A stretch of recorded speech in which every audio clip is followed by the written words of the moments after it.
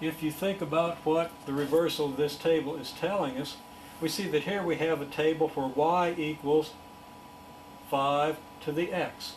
This number here, for example, is 5 raised to this power.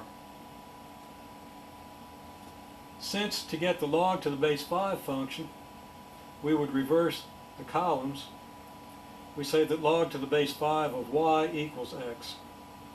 And that says the same thing as this does.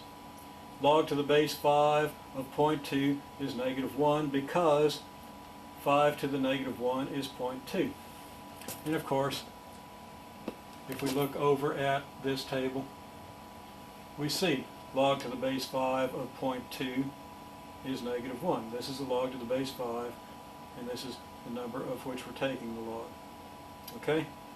Now this is x over here, it was y over in this column.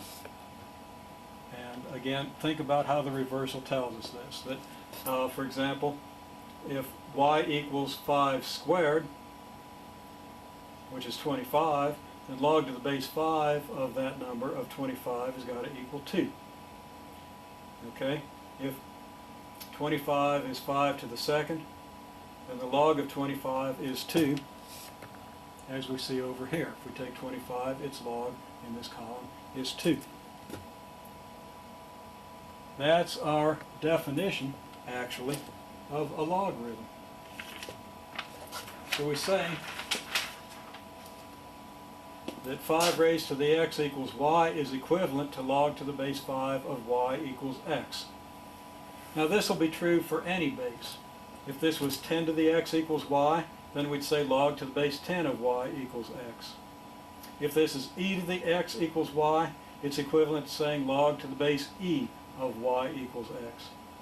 If it's an arbitrary number b, b to the x equals y means log to the base b of y equals x. And you'll see that in your handouts, in your materials. So,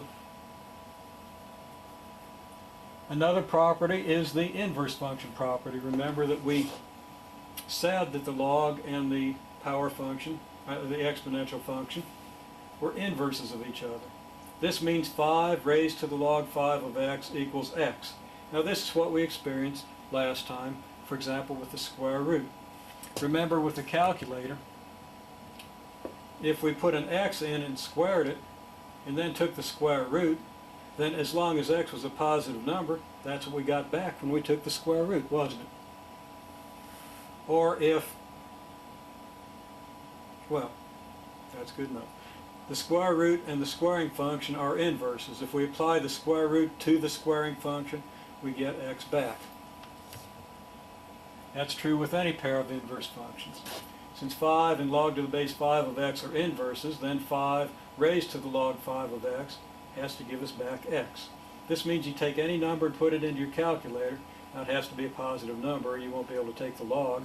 Take its log to the base 5, and then raise 5 to the resulting power, you'll get the number you started with. Similarly, log to the base 5 of 5 to the x equals x. Now there's no restriction on what x can be here, because you can take 5 to any power, and you're going to get a positive number, so you can take its log to the base 5. Okay, so whatever number you start with here, and it could be any number, you're going to end up with the same number if you punch this series of calculations into your calculator. These are basic properties of logarithms. And finally, log to the base 5 of x, it turns out, is equal to log x divided by log 5.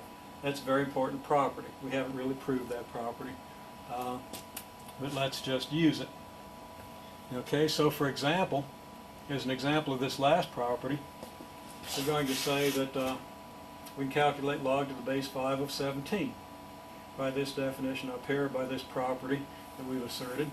Log to the base 5 of 17 is log of 17 divided by log of 5. Well, we can calculate log of 17 divided by log of 5, and we get something that's approximately 1.76.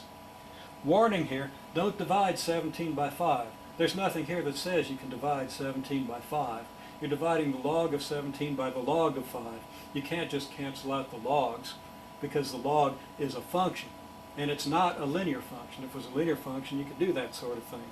But the log is a highly nonlinear function, So you can't just divide 17 by 5 and take the log. Go ahead and try it. You won't get 1.76. You don't get the same thing as if you do it right. And you should try that just to convince yourself. We could alternatively say log to the base 5 of 17 is the natural log of 17 over the natural log of 5.